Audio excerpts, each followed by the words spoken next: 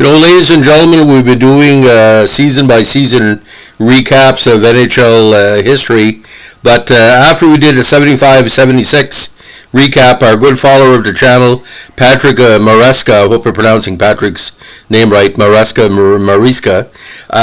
gave a good suggestion. The very, very eventful 69-70 season. Now, it was eventful because this was the first time in probably decades that no Canadian team made the postseason.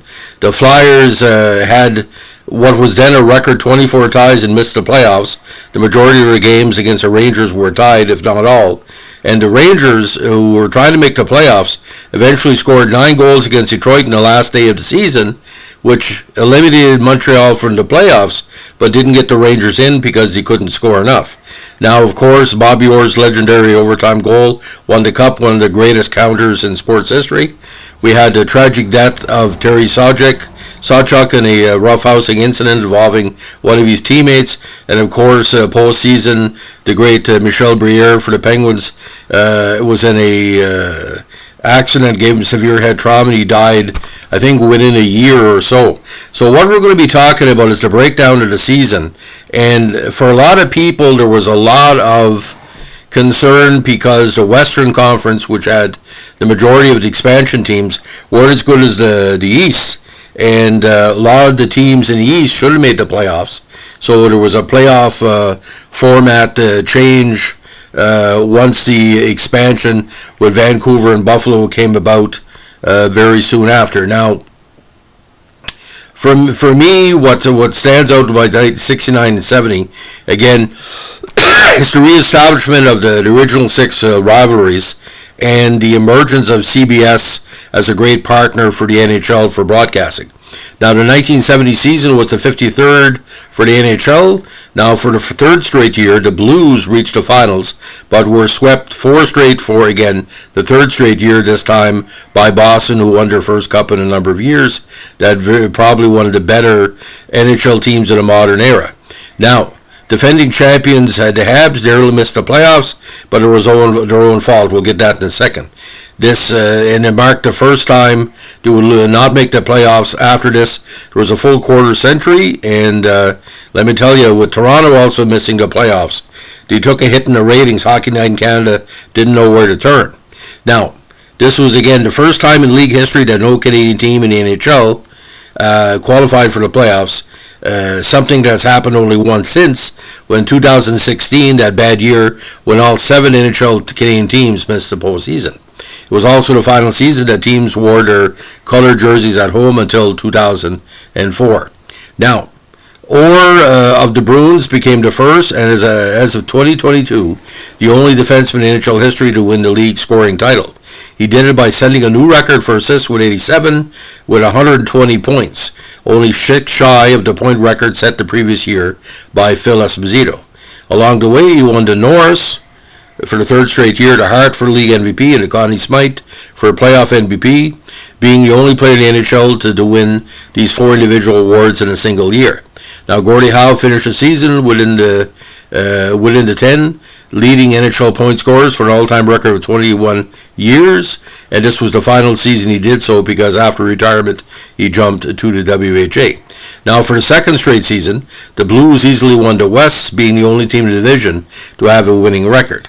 The East Division, however, saw a temporary changing of the guard, as Montreal dropped from first the previous season to 5th, missing the playoffs on the total goals scored tiebreaker with the Rangers.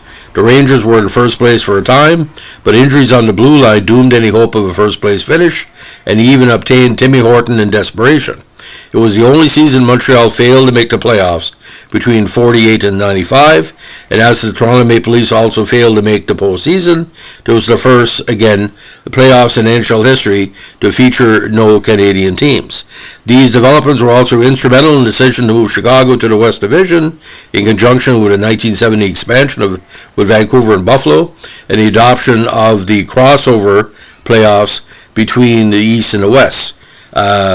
division crossover kept the newer expansion teams out of the Stanley Cup final for the next 3 seasons. The Bruins and the Blackhawks again tied for the lead in the East and the entire league with 99 points, but Chicago was awarded first place because he had 5 more wins, and it was Chicago's second first place finish in team history, the first being in 67. Now, the last 2 playoff berths in the East were contested by 3 teams entering the final weekend of the campaign.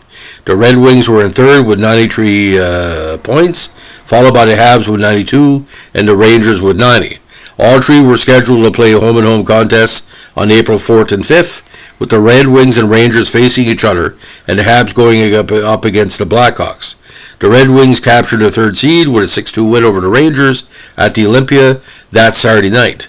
The Canadiens needed just 1 victory to clinch the 4th and final berth, but failed to do so in a simultaneous 4-1 loss to the Blackhawks at the Montreal Forum. That set up a scenario in which a New York win and a Montreal loss would give each team identical 38, 22, and 16 records. At that time, the next tiebreaker was goals scored, in which the Habs held a 242-237 advantage before action on April 5th. The Rangers also had to outscore the Canadiens by at least 5 goals to qualify for the postseason. Now, the Rangers and Red Wings were scheduled to play a nationally televised 2 p.m. Sunday match at Madison Square Garden. I think this was on CBS. Roy Edwards was supposed to have been Detroit's starting goalie, but his headaches and chest pains forced coach Sid Abel to press Roger Crozier, who was still Detroit at the time, before he moved to Buffalo, back in the service for the second time in 18 hours. The Rangers peppered Crozier with a franchise record 65 shots en route to a 9-5 triumph and a 4-goal lead over Montreal. New York coach Emile Francis even replaced his goalie Eddie Jacquemin with an extra attacker when the score reached 9-3, but it was only resulted in a pair of empty net goals for the Red Wings. Later that evening at Chicago Stadium, the Canadiens either had to win or score at least 5 goals in defeat, but were up against a Blackhawks team needing a victory to clinch top seed. With Montreal trailing 5-2 and desperate for 3 more goals with almost 10 minutes remaining in the third, coach Claude Ruel pulled his netminder Roger Vachon for an extra attacker. The Canadiens surrendered 5 empty net goals in a 10-2 defeat and missed the postseason for the only time within a 46-season span from 49 to 94. Montreal's Yvan Cournoyer commented on the Red Wings' effort in the afternoon, bitterly stating, those guys have no pride. But Montreal had 2 chances and couldn't do it, so it wasn't Detroit's fault, it was Montreal's fault. Now, prior to the following season, the NHL established head-to-head results as a second tiebreaker after wins and ahead of goals for. Goal differential eventually replaced goals for as a third tiebreaker beginning with the 85 campaign. With the long-eliminated Toronto Maple Leafs finished last in the East, below the Habs, 1970 marked the first time no Canadian team advanced to the Stanley Cup playoffs. But a time of recurrence of this happened 46 years later in 2016. The number of Canada-based franchises, again, had grown to 7. And of course, the Nordiques were Nordiques, Winnipeg, and Edmonton jumped for the WHA. Again, Chicago, Boston, Detroit, and New York in the East, 99, 99, 95, 92 points. Montreal had 92 points with the same record as the Rangers.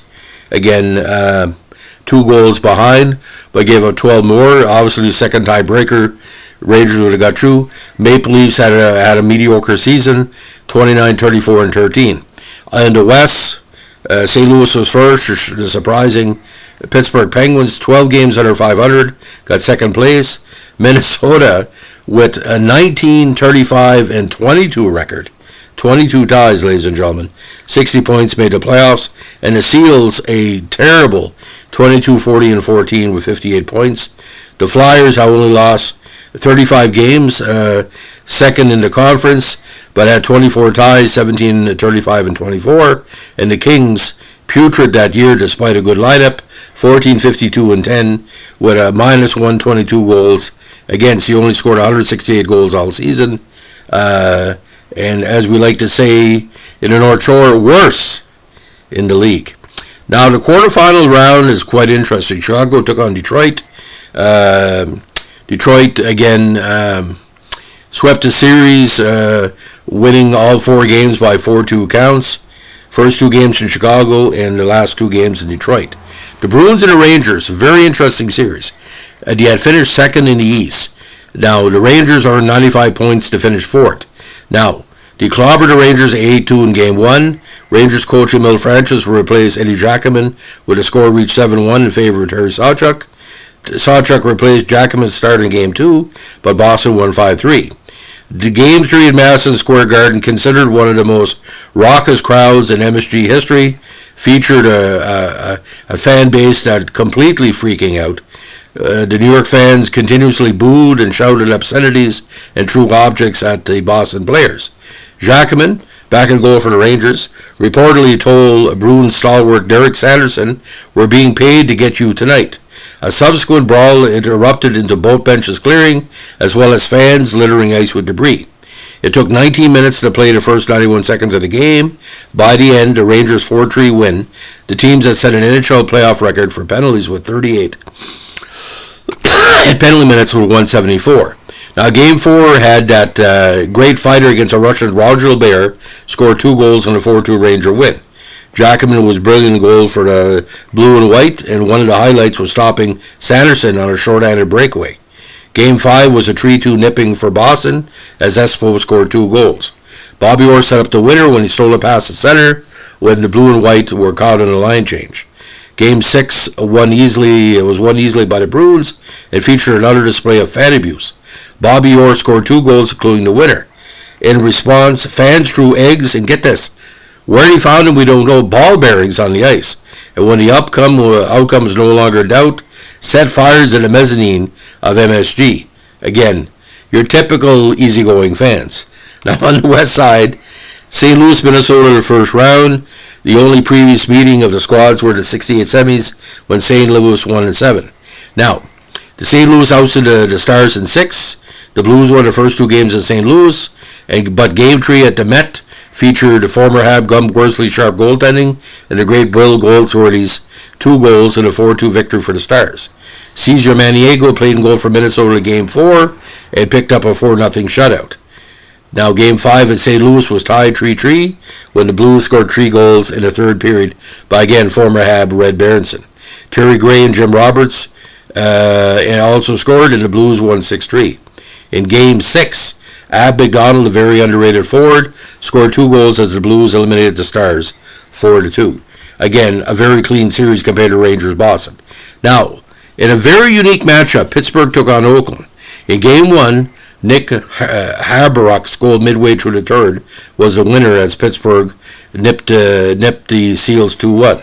In Game 2, Gary Jarrett gave Oakland a 1-0 lead, but Pittsburgh came back to win 3-1.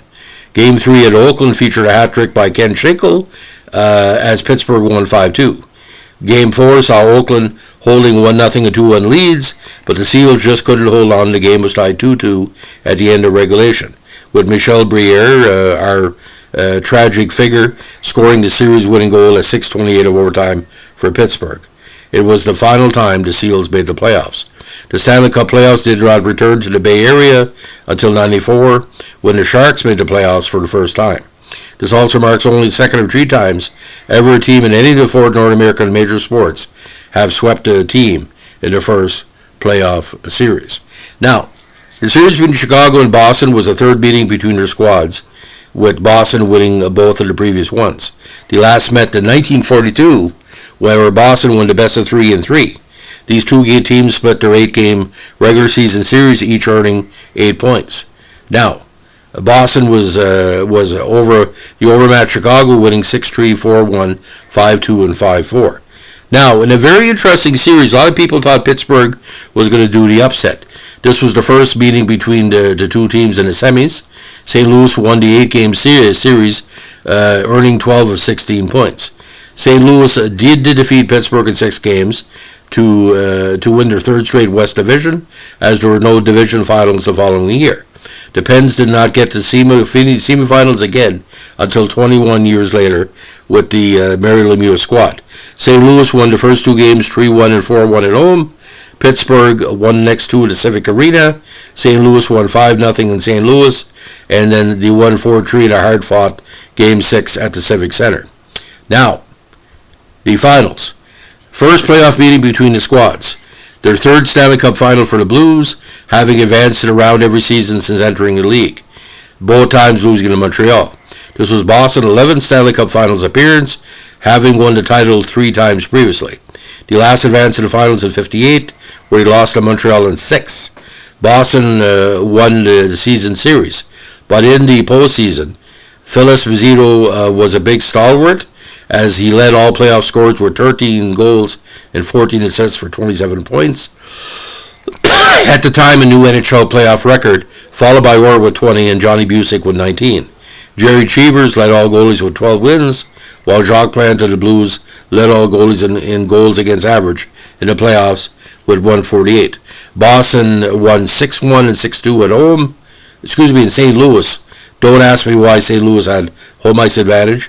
Then he returned to Boston, winning 4-1, and then 4-3 on Bobby Orr's iconic goal on a feed from Derek Sanderson, where Orr was tripped, I think, by Noel Picard, and he flew through the air, which every person who's a Boston fan has a photo, either black and white or color. Now, this year, Chicago won the Prince of Wales Trophy, with St. Louis win the Clarence Bowl. Art Ross went to Orr. Masterson went to Pitt Martin. Calder went to Tony Esposito, even though he wasn't a pure rookie. Played with Montreal the year before. Connie Smythe to Orr. Hart to Orr. James Norris to Orr. Phil Goyette, the Montreal Canadian former stalwart, now with the Blues, won the Lady Byng. Tony won the Vezina, and of course the Lester Patrick Trophy for dedication to hockey in the States. Eddie Shore and James Handy won. Now, the All-Star teams were quite interesting. Only one Montreal Canadian made the All-Star squad postseason. Espo, Orr, Park, Esposito, Howe, and Bobby Hull. One of the greatest 6 in NHL history, and probably the best non-Montreal first-team All-Star team ever. Jacquemin, Carl Brewer had a very underrated season. Second-team All-Star. Jacques Laperriere, Stan Mikita, Johnny McKenzie in a surprise, and Frank Mahovlich, the future Hab, with Detroit. Now, Bobby Orr, 120 points. Espo, close to 100 with 99. Mikita, consistent season, 86 points. Goyette, very underrated season, 78 points. Wal Kachuk, 77 points, 27 goals. Jean Rattel had 30 goals, 74 points. Red Berenson, 33 goals, 72 points. J.P. Parise, point of game pace, 72 points in 74 games. Gordy, 71 points in 76. Frank Mahovlich, 38 goals, 70 points. Dave Ballon of the Rangers, 70 points in 76 games. And Johnny McKenzie with 70 points. Leading goalies included Ernie Wakely with a 2.11, 12.94. Then Esposito, Jacques Plante, Jacquemin, Roy Edwards, Roger Vachon, 31, 18, and 12, despite Montreal not making the playoffs. Roger Crozier, 16, 6, and 9. Jerry Cheevers, 24, 8, and 8. Bernie Perron didn't win 49 of these games, but it's still a 279 average. 13, 29, and 20, and Eddie Johnson, 16, 9, 11. And of course, the plus-minus leader, Bobby Orr, I think he was plus 100 or more. Coaches that year, Harry Sinden with Boston, Bill Ray with Chicago, Bill Gadsby with Detroit, the young Claude Burrell with Montreal, Emile Francis with the Rangers, and John McClellan with the Maple Leafs. In the West, Johnny Wilson for the Kings, former NHLer Charlie Burns with Minnesota, Fred Glover with Oakland, Vic Stasiak with the Flyers, Red Kelly with Pittsburgh, thus the semifinal appearance. He did great jobs. And St. Louis, of course, Scotty Bowman. If I'm not mistaken, he appeared in 7 Cup finals between 67 onwards up until 79. Debuts that year, who's who of players: Keith Magnuson with Chicago, Butch Goring with LA, the future four-time winner of the Islanders, Gilles Gilbert with Minnesota before he moved on to Boston, Guy Charot, who got a start with Montreal, ended up in Minnesota, Marc Tardif in Montreal, Réjean Houle, Don Luce, and of course the great Bobby Clarke. Now, numerous players played their last game in the NHL. Ron Murphy with Boston, Leo Boivin with Minnesota, Moose Vasco with Minnesota, Claude Provost with Montreal, Terry Sawchuk with the Rangers, obviously because he's tragic passing, Camille Landry, Johnny Bauer, Marcel Pronovo, and of course Michel Briere as well. Now, again, 69-70, I think in my estimation, it probably one of the most important seasons in cleaning up the playoff problems before expansion. I call it the expansion 12. And again, Pittsburgh against Boston would have been a whole different series. St. Louis could not match up with Boston, but I think Pittsburgh would have given Boston a hard shake.